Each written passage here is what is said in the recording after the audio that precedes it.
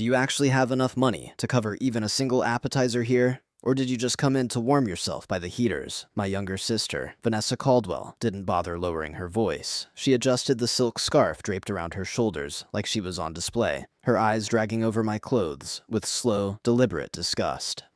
The table went quiet for half a second, just long enough for everyone to register the insult before the smirks started.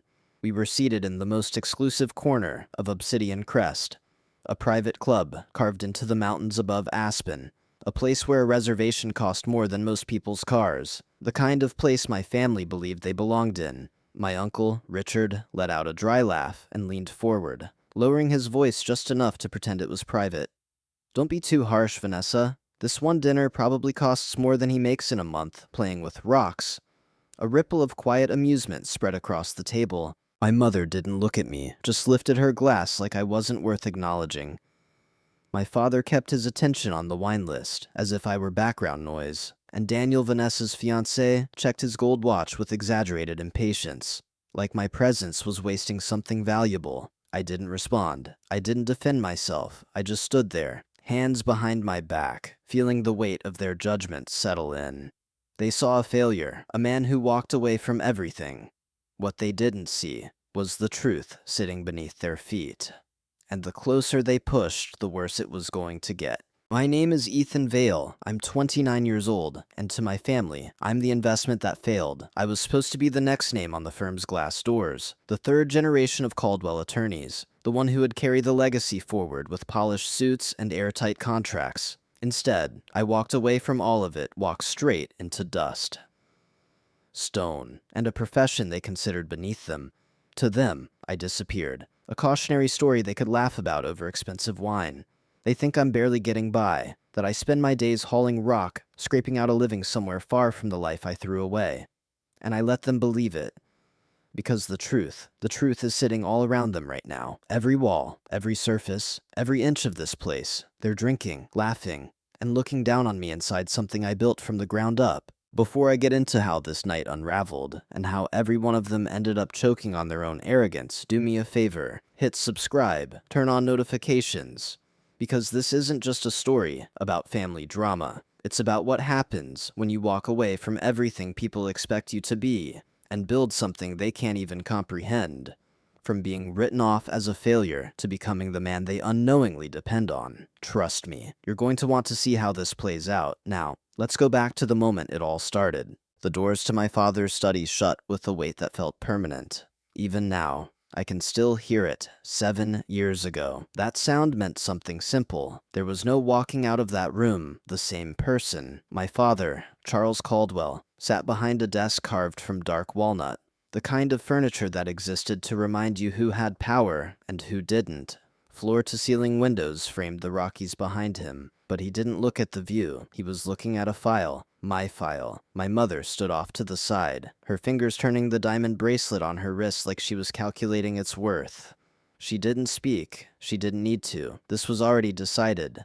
I've spoken to the dean at Harvard Law, my father said, voice low, controlled. Your place is secured. Tuition is handled. You start in the fall. He slid the folder slightly forward across the desk, like he was finalizing a deal, not asking, not discussing, telling. I stepped closer, stopping just short of the desk. In my pocket, my fingers brushed against a small piece of limestone I'd picked up earlier that day. Rough edges, solid, real. I'm not going, I said. The words landed clean, no hesitation. My father didn't react immediately. That was worse than anger. Silence from him meant calculation. I've already withdrawn my application, I continued. I'm heading to Utah. There's a master mason I worked with last summer. I'm apprenticing under him. The room shifted.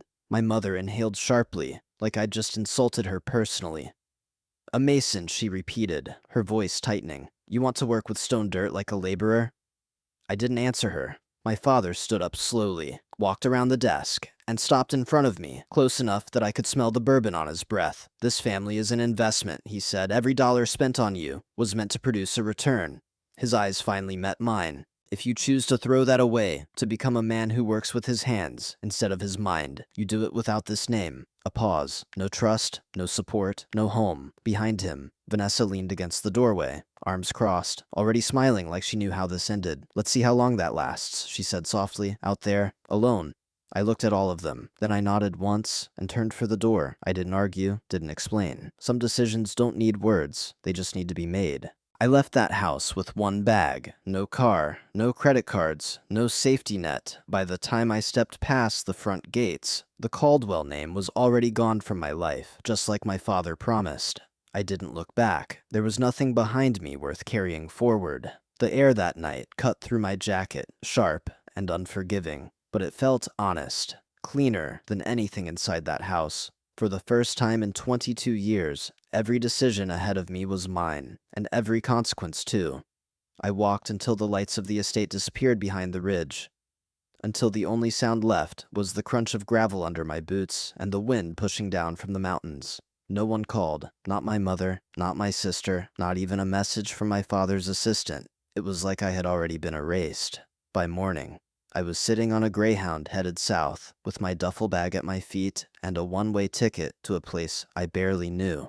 No plan beyond showing up and not quitting. Utah didn't welcome me. It didn't need to. The quarry sat out on the edge of nowhere, dust, noise, and miles of exposed stone, under a sky that never seemed to soften. I traded the last of my decent clothes for steel-toe boots and work gear that smelled like oil and sunburnt fabric. The first night, I slept in a converted shipping container with a broken latch and a mattress that felt like it had been salvaged from a landfill. It didn't matter. I wasn't there to be comfortable. I was there because I chose it.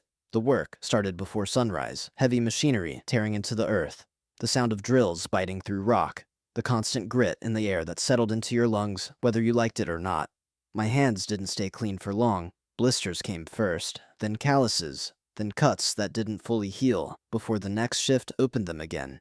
There was no room for hesitation out there. Stone didn't care who your father was. It didn't care how much money your family had. It either held or it broke. And if you got it wrong, it took your time, your energy, sometimes more than that. I didn't complain, didn't ask for help. Every swing of the hammer, every hour under that sun, stripped something off me that I didn't need anymore. What was left was something they would never recognize. The man who trained me didn't care where I came from. That was the first thing I respected about him. His name was Victor Hale, mid-50s, quiet, built like the stone he worked with, dense, worn, and impossible to move once he decided where he stood. He didn't ask about my past, didn't care about my last name. All he cared about was whether I could keep up. The first month, I couldn't, not even close. Swinging a sledgehammer looks simple until you do it for 10 hours straight. Your shoulders burn, your grip fails, your back tightens until every movement feels like it might be the one that finally breaks something. Victor didn't slow down for me, didn't give advice unless I asked, and I learned fast not to ask unless I was ready for the answer. "You're not hitting the stone," he said once, watching me struggle through a cut. "You're fighting it. Stone always wins that fight." That was the lesson. You don't overpower it, you read it. Every block had a structure. Veins running through it like fault lines. Pressure points you couldn't see unless you knew how to look. One wrong strike didn't just ruin the piece, it erased hours of work. So I learned to slow down,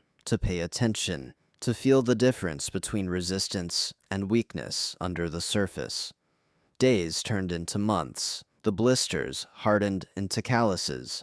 The cuts stopped bothering me. My hands changed first, then everything else followed. I stopped thinking like someone trying to prove something, started thinking like someone building something. After a year, Victor stopped watching me as closely. That was how I knew I'd earned something. Not approval, just less correction. It was enough, when I had saved just enough to leave without coming back.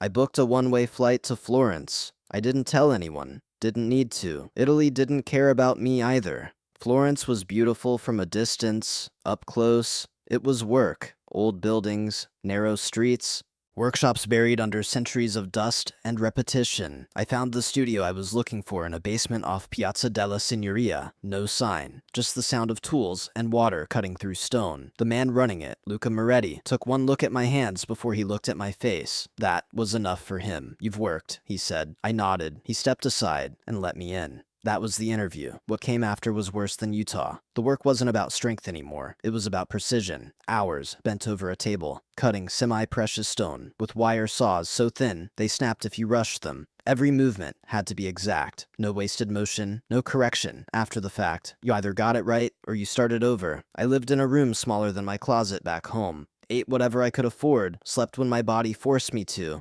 Some nights, the silence pressed in hard enough that I almost reached for my phone. Almost, but I never called, not once. Back home, their lives kept moving. Photos showed up online, sometimes Vanessa at events, my parents at fundraisers, polished smiles, and perfect lighting. I'd scroll past them without stopping. That life didn't belong to me anymore, and I didn't belong to it.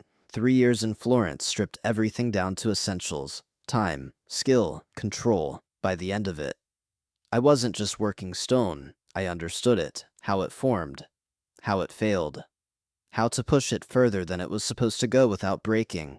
I didn't feel like I had something to prove anymore.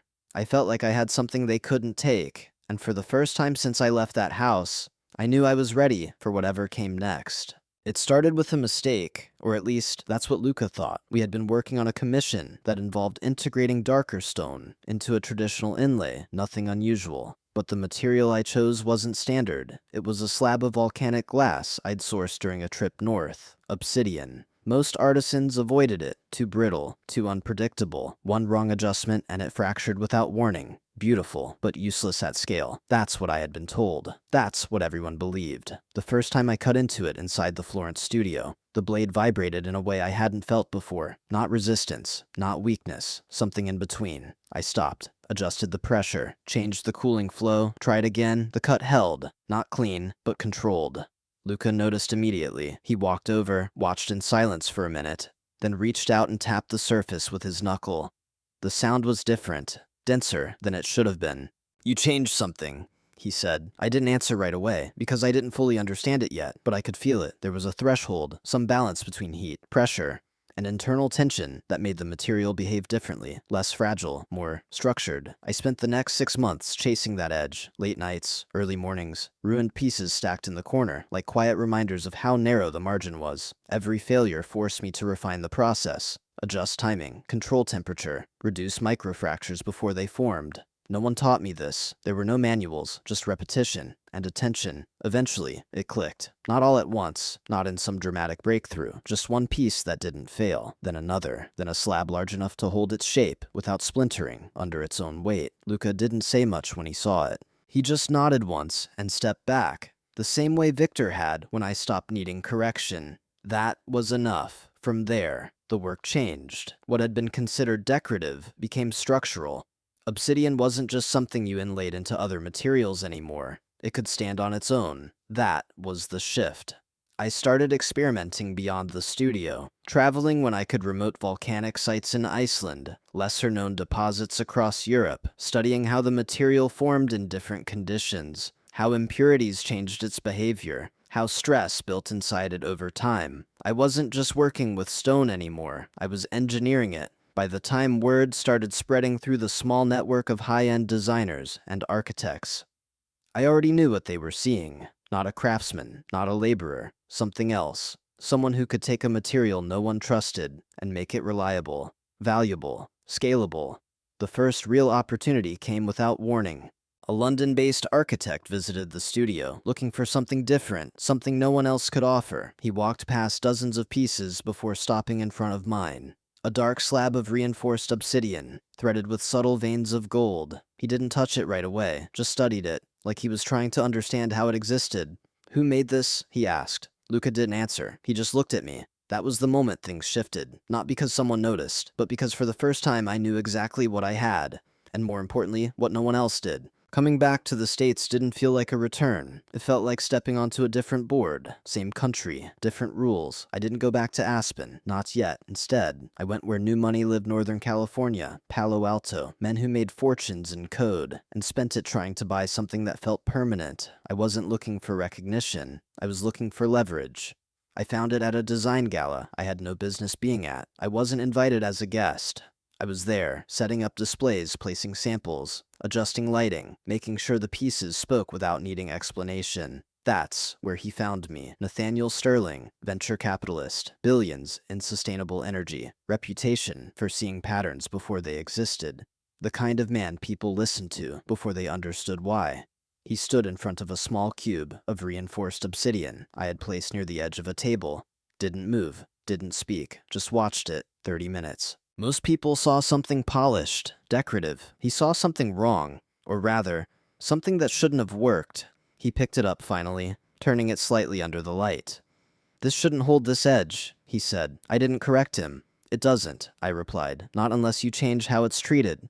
That got his attention. We stepped out onto a balcony overlooking the city. No noise, no interruptions. I explained just enough, not the full process, just the outcome. Stronger structure, scalable application, controlled failure points. He didn't ask for proof. He asked one question: "Can you build with it?" Yes. That was all he needed. "The world is full of glass and steel," he said, resting his hands on the railing. "People with real power don't want what everyone else has. They want something no one else can get." He turned to me. "If you can build entire spaces out of this, I'll fund it." We shook hands that night. No contracts in public. No announcements. $5 million moved quietly within 2 weeks. But I had one condition. "I choose the location," I told him. He nodded. "We're Aspen." He paused for half a second, then smiled. "You're either very smart," he said, "or very dangerous." I didn't answer. I didn't need to. The next 2 years were controlled chaos. I didn't build a company. I built a system. Shell entities layered over holding groups. Property acquisitions routed through intermediaries. No direct line back to me. No public association. No name attached to anything that mattered.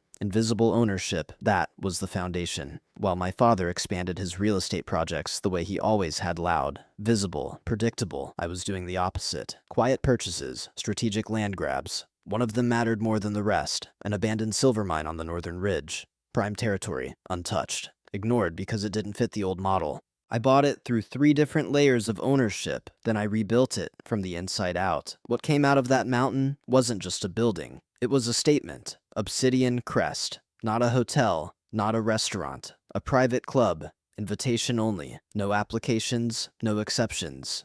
You didn't get in because you had money. You got in because I decided you belonged there. Every surface was intentional. Malachite bar tops polished to a mirror finish. Floors cut from petrified wood. Walls reinforced with the same obsidian process no one else could replicate. I controlled the material. I controlled the design, which meant I controlled the experience. That made it untouchable. I stayed out of sight. No interviews, no press, no ownership records tied back to me, to the world. The club belonged to a network of investors with no clear center, but there was one: me. I brought in Donovan Hale to run operations. Quiet, precise. The kind of man who understood that power didn't need to be announced to be effective. He knew who I was, and more importantly, who I wasn't anymore. Through him, I watched everything, including my family. Their influence hadn't disappeared, but it was slipping, slowly. The kind of decline you only notice when it's already too late. My father's developments were starting to look dated, overextended, built on assumptions that no longer held. Credit stretched thin. Deals forced instead of chosen. Vanessa's engagement came right on time. Strategic, not personal. The man she chose, Daniel Mercer, had connections, or at least he claimed he did. Law firms, networks, access. Enough to make it look like they were still in control. They weren't. By the time I turned 29, I had already bought out Sterling's position. Every share, every asset, everything. What started as an investment became ownership, complete. I owned the land, the materials, the structure, and the reputation that came with it. All of it. And they still thought I was somewhere else, struggling, irrelevant. I didn't reach out, didn't correct them. I just waited. Because people like my family don't stay away from power. They move toward it, eventually. And when they do, they expect the door to open. When Donovan told me they had secured a reservation through Daniel's connections, I didn't stop it. I approved it. Diamond table, best seat in the building, exactly where I wanted them. They thought they were walking into a privilege. They didn't realize they were walking into my house. The night they arrived, I didn't meet them at the door. I watched from a concealed mezzanine, behind a one-way panel that overlooked the main hall. The lighting was low, controlled, designed to reflect off the obsidian surfaces in a way that made everything feel deeper than it was. Sound carried clean. Every word mattered in a room like this. The doors opened, and the Caldwell family walked in like they owned the place. My father led, posture straight, chin slightly raised, the same look he wore when he closed deals. My mother followed, scanning the room with that practiced expression, searching for imperfections she could quietly judge. Vanessa came last, wrapped around Daniel's arm, her attention already split between the room and her phone. They didn't see anything, not really. They saw status. That was enough for them. Donovan approached them first, perfect timing. Measured steps, neutral expression. He handed them the slate menu with a slight nod, no extra warmth. No deference, exactly as instructed, even from above. I saw the moment Vanessa registered the prices, a flicker in her eyes, gone just as quickly, replaced with a smile that didn't reach anything real. Finally, she said, leaning back in her seat, a place in this town that meets expectations. Uncle Richard laughed, already reaching for the bread like he hadn't eaten in hours. Daniel. You really pulled something off here, he said. I heard this place doesn't even let people in, unless they're worth 9 figures. Daniel didn't hesitate. It's about relationships, he said smoothly. The management and I have an understanding. I almost smiled. He didn't know a single person in this building. My mother ran her fingers along the edge of the table, inspecting the stone like she was qualified to judge it. It's acceptable, she said, a bit cold. Not as refined as what we have at home. My father didn't respond. He was reading the wine list too carefully. Doing math. I could see it from here. Vanessa snapped her fingers at a passing server. Champagne, she said. Now. The server didn't even slow down. She wasn't used to that. Daniel leaned in, whispering something about exclusivity, about how staff here operated differently, trying to cover it, trying to maintain control. It didn't work. From above, the whole thing looked exactly like it was. A group of people, pretending they belonged somewhere they didn't understand. I stepped away from the glass. Observation was over. Timing mattered more than anything else now. I didn't change clothes, didn't adjust anything. Same black work jacket, same boots, same hands scarred, steady, unchanged. I took the private elevator down. When the doors opened into the service corridor, Donovan caught my eye. One nod, everything was in place. The bill was ready. The authorization check had already been run, declined, exactly as expected. I stepped out from the corridor and into the main hall. The sound of my boots carried across the obsidian floor. Not loud, but deliberate. Vanessa saw me first. Her hand froze halfway to her glass. Her expression shifted recognition, then confusion, then something sharper. Ethan, she said. The table went still. 5 sets of eyes turned toward me. Not one of them saw the truth yet. They saw what they expected. A mistake. A failure, who had wandered into the wrong place. Daniel leaned back, looking me over like he was evaluating a problem he didn't respect. This is him, he said, the one who walked away from Harvard. He smiled. That explains the outfit. My father didn't speak. He just looked at me, cold, measured, unimpressed, exactly the same as before. Nothing had changed for them, not yet. I stopped at the head of the table, hands behind my back, posture straight, waiting, letting them decide how far they wanted to go. Because once they started, I wasn't going to stop them. Vanessa was the first to recover. She set her glass down slowly, eyes narrowing as she took me in from head to toe, boots, jacket, hands. The judgment came back fast, sharper this time. Ethan, she said, a thin smile pulling at her lips. Wow, I didn't think you'd make it somewhere like this. A pause, then the knife. Or are you working here now? A few quiet laughs slipped across the table. Daniel leaned forward, resting his elbow on the stone surface like he owned it. So this is the brother you told me about, he said, the one who walked away from a future to, what was it, break rocks? He looked me over again. Honestly, it fits. Uncle Richard chuckled, crumbs still on his fingers. Look at his hands, he added. Kid finally got what he wanted. Dirt under his nails and nothing to show for it. My mother didn't smile. She didn't need to. Her disappointment was quieter, more precise. Your hair, she said, tilting her head slightly. You look like you didn't even try. And those clothes? She exhaled softly. You're representing this family. Whether you like it or not, it's embarrassing. My father finally spoke. You had options, he said without raising his voice. You chose this, that was all. No anger, no emotion, just a verdict. I didn't respond, didn't move, didn't give them anything. Vanessa reached into her bag and pulled out a crisp bill, sliding it across the table toward me like she was feeding a stray. Here, she said, go get yourself something decent to eat, and then do us a favor, stay out of sight. The bill stopped just short of my hand. I looked at it, then back at her. Didn't touch it. Uncle Richard leaned back in his chair, glancing down toward the floor. Actually, he said, since you're already standing there.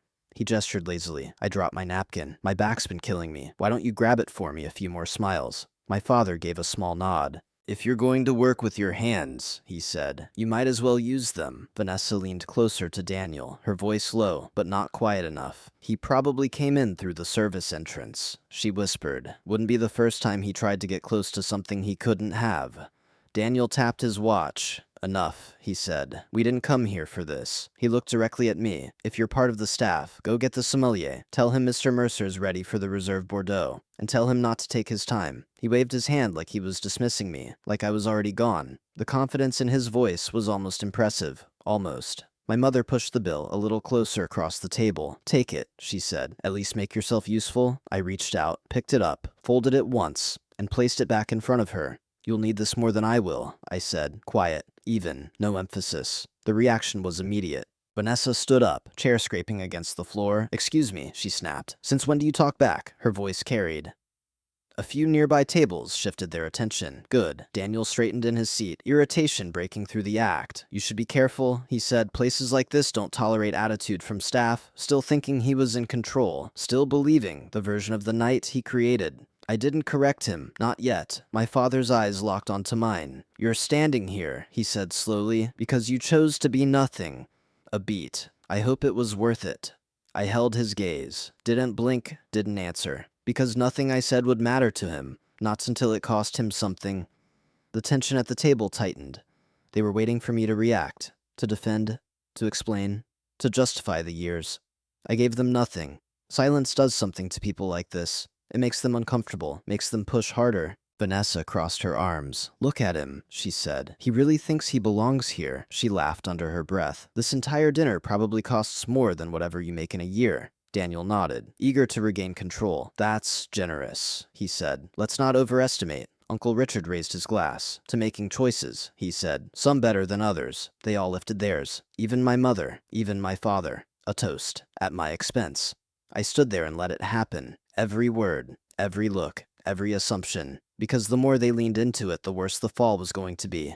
Footsteps approached from behind me, measured, controlled, different from the rest of the room. I didn't turn. I didn't need to. The shift in the air was enough. Daniel noticed first. His posture straightened immediately, expression shifting into something rehearsed. He adjusted his jacket, ran a hand over his cuff, and stood up halfway. Perfect timing, he said under his breath, confidence snapping back into place. Vanessa followed his gaze. My mother sat up straighter. My father's eyes flicked past me for the first time since I walked up. Donovan stepped into view beside the table. Black suit, clean lines, no wasted movement. He stopped just short of Daniel's outstretched hand and didn't take it. The room quieted, just enough. Daniel kept his hand there for a second too long before lowering it, forcing a smile. Good to see you, he said. I was just telling everyone here about our arrangement. Donovan didn't react, didn't acknowledge it, didn't even look at him. Instead, he looked at me and waited. The silence stretched just long enough to make it uncomfortable. Daniel cleared his throat, forcing confidence back into his posture. There seems to be some confusion, he said, gesturing lightly. I've worked with your people before. Zoning issues, permits. That's how we secured this table. Donovan didn't even look at him. His attention stayed on me. Then finally, he spoke. Mr. Mercer, he said evenly, there is no record of any professional engagement between your firm and this establishment. The reservation you're currently occupying was made available due to a last-minute cancellation and a persistent request from your assistant earlier this afternoon. The words landed hard. Daniel's expression cracked. Not fully, but enough. Vanessa's eyes flicked between them, confusion creeping in. What is he talking about? She asked, her voice tightening. My mother leaned forward, irritation replacing composure. This is unacceptable, she said. Do you understand who you're speaking to? This is Charles Caldwell. Donovan opened the folder in his hand. No hesitation, no confusion. Mrs. Caldwell, he replied. We are fully aware of your identity. He slid a single document onto the table, which is why this account has been flagged. My father's hand paused mid-reach toward his glass. Didn't pick it up, didn't move. Your corporate membership, Donovan continued, is currently 90 days past due. The room didn't react right away. It just absorbed it. Like the air had been pulled out. My father finally spoke, but the weight in his voice was different now. That's a temporary delay, he said. A restructuring issue. Donovan didn't respond to that. Additionally, he said, turning slightly, the card provided for this evening's reservation has been declined during pre-authorization. Daniel froze, completely this time. We will require a valid form of payment, Donovan finished, for the outstanding balance, including table allocation, premium service, and spirits. He glanced down briefly. Total $4,800. Uncle Richard let out a choked laugh. That's... He stopped. Looking at Daniel. You said this was handled. Daniel's mouth opened, closed, opened again. There must be a mistake. he said quickly. I moved assets earlier today. It's a liquidity delay, that's all. Vanessa turned toward him slowly. Liquidity, she repeated. Her voice didn't rise. That made it worse. You told me this was nothing, she said. You told me you had this.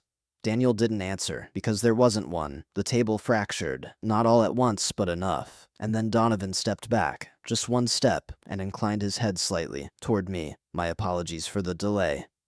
Sir, he said. The word landed differently than everything else that night. Sir, not Ethan, not staff, not a mistake. Something else. The board is waiting in the private lounge for your approval on the final acquisition documents, he continued, and Chef Alvarez is requesting confirmation on the midnight service menu. No one spoke. No one moved. They were still processing the first part. I let it sit, let it settle. Then I stepped forward, slow, deliberate. I picked up the tablet Donovan handed me and glanced at the screen more out of habit than necessity. Then I looked at them, all of them. My father, my mother, Vanessa, Daniel, Uncle Richard. 5 people who had spent the last 10 minutes reminding me exactly who they thought I was. You're sitting, I said, my voice level, in a place you were never supposed to get into. No one interrupted. No one could. Every wall you've touched tonight, I continued. Every surface you've judged. Every detail you think you understand. I paused. Just long enough? I built it. Vanessa shook her head immediately. No, she said.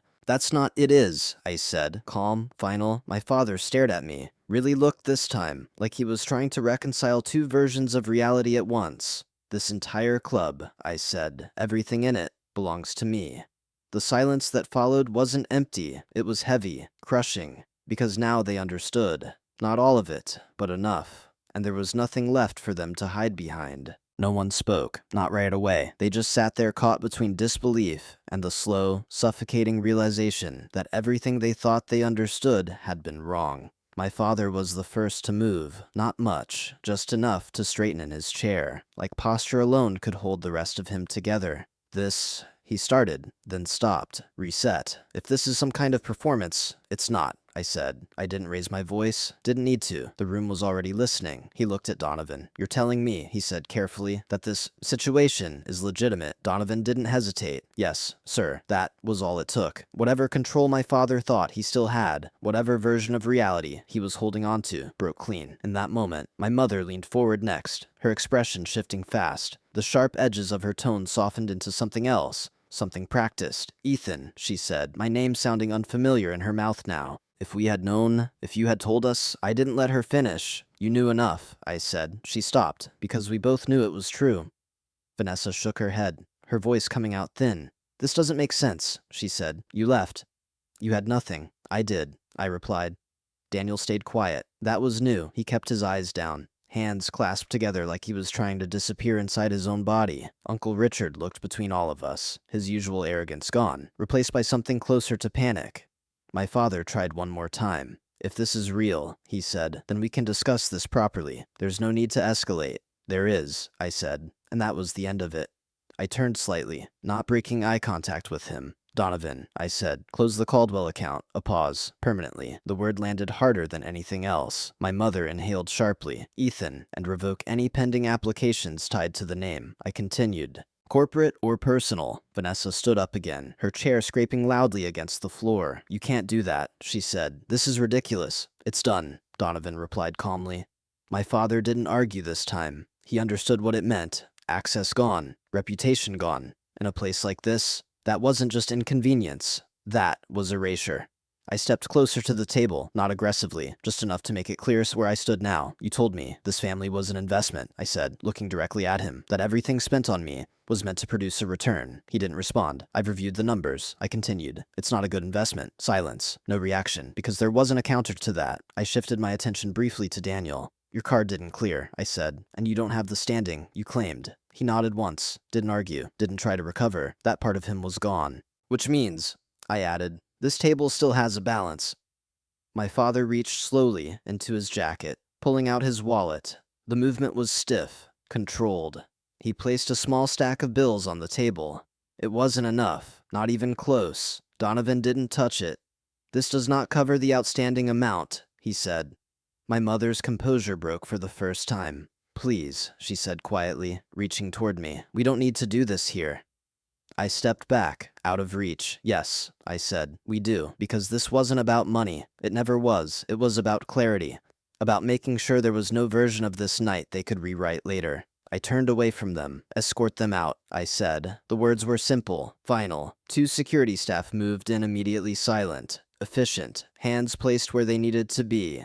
No aggression, no hesitation. Uncle Richard protested first, loud, angry, pointless. Vanessa followed, voice breaking now, not from humiliation, but from something closer to fear. Daniel didn't say anything. My father stood on his own. That mattered to him. Even now, my mother was the last to move. She paused near me, just for a second. You're making a mistake, she said. I met her eyes. No, I replied. I'm correcting one. They were escorted toward the exit, through the same space they had walked into like they owned it. The doors opened. Cold air cut in from outside. A storm had rolled in, heavy snow, strong wind, visibility low. They stepped into it anyway, because they didn't have a choice. I watched from where I stood as the doors closed behind them. The sound was quiet, but final. The room settled back into itself almost immediately. Conversations resumed, glasses lifted. Nothing else changed, except them. 2 days later, a letter arrived. Handwritten, expensive paper. My mother's handwriting. I didn't read all of it. Didn't need to. It wasn't an apology. It was a negotiation. An invitation to reconnect, to collaborate, to move forward. I walked it over to the fireplace in my office, lit it, watched it burn. No anger, no hesitation, just done. Later that evening, Donovan sent me a report. The Caldwell Group had officially entered foreclosure on their largest development. It didn't surprise me. Structures built on the wrong foundation don't last. I stood by the window, looking out over the ridge. Lights below, snow still falling. Quiet. For the first time, there was nothing pulling at me. No expectation, no pressure, no need to prove anything. What I built on my terms. And that was enough. This story is a work of fiction created for entertainment purposes only. Any resemblance to real persons or events is purely coincidental.